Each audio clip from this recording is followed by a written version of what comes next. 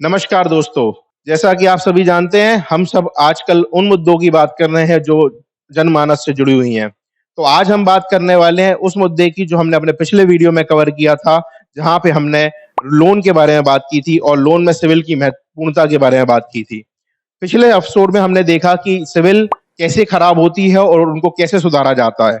उस पे कई लोगों के सवाल भी आए, कई सारे मन में भ्रांतियाँ भी आई लोगों की जो मेरे सामने आई।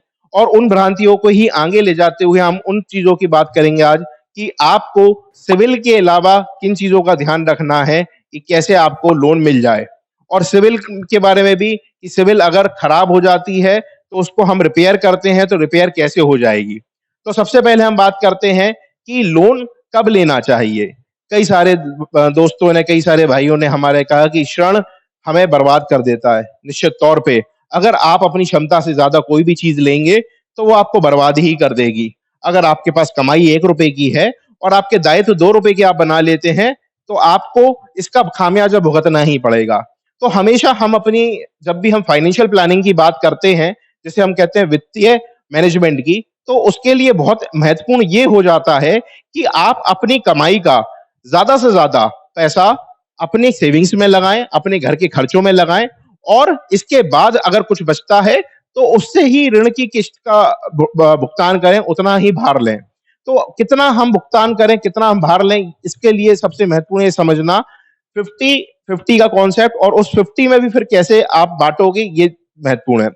ये चीज़ समझ लीजिए, कभी भी आपकी किश्त 50% ऑफ आपकी इनकम से ज़्यादा नहीं होनी चाहिए। ये मैक्सिमम है।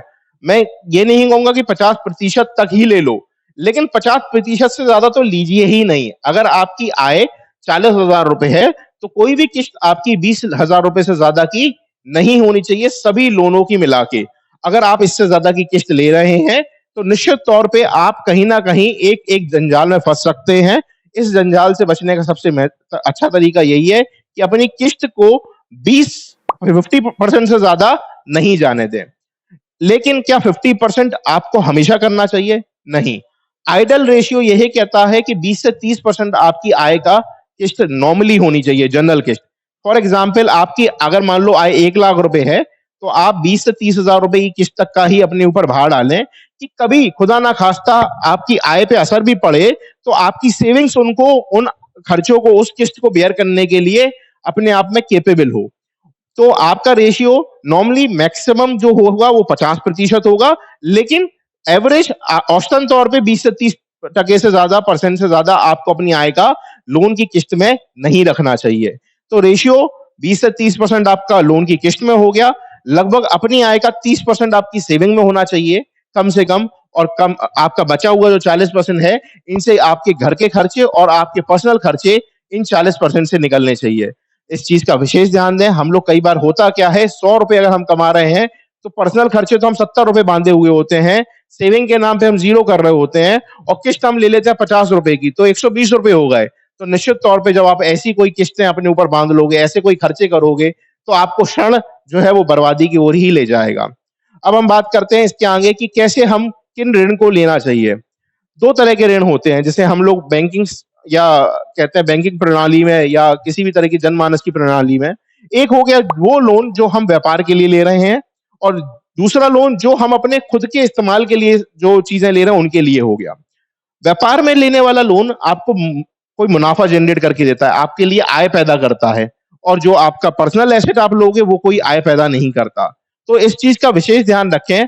अगर आप कोई व्यापारिक लोन ले रहे हैं, व्यापारिक ऋण ले रहे हैं, तो व्यापारिक ऋण में इस चीज़ का ध्यान दें कि जो ऋण ले रहे हैं, फॉर एग्ज़ाम्पल आपने कोई मशीन ली, उस मशीन मान लो 25 लाख रुपए की है, तो आपकी 50% कैपिटल आपकी लगी हो और 50% से ज़्यादा बैंक की ना लगी हो। तो 12.5 लाख रुपए आपके हो गए, 12.5 लाख रुपए बैंक के हो गए।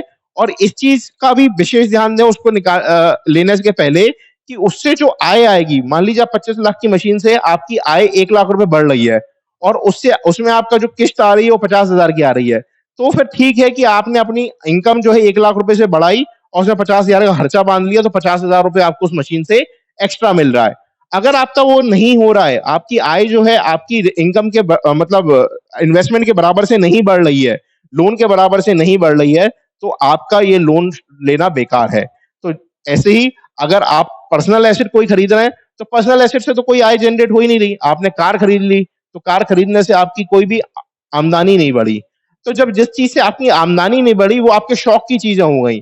वो तब लेनी है, जब आपकी इनकम जो है, वो इतनी ज़्यादा है कि आपके खुद के खर्चे, आपका जो सेविंग्स है, उसको निकालने के बावजूद आपके पास 30 से 35% आपकी आय का बचता हो एक्स्ट्रा, तभी आप उन लोन्स में जाएँ, जो पर्सनल नेचर के हों।